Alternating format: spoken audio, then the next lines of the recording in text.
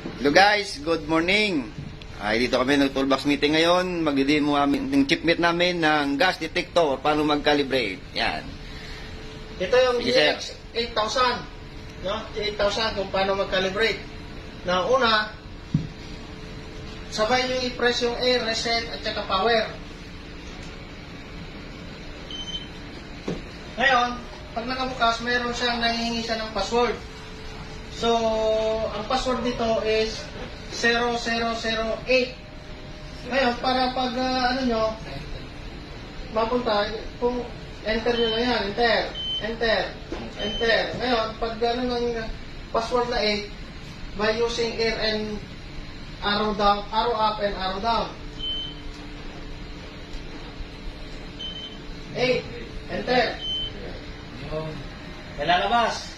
Date, ano. Ngayon, i-calibrate natin ngayon yung air muna. Air. So, by using arrow and up down. Air cal.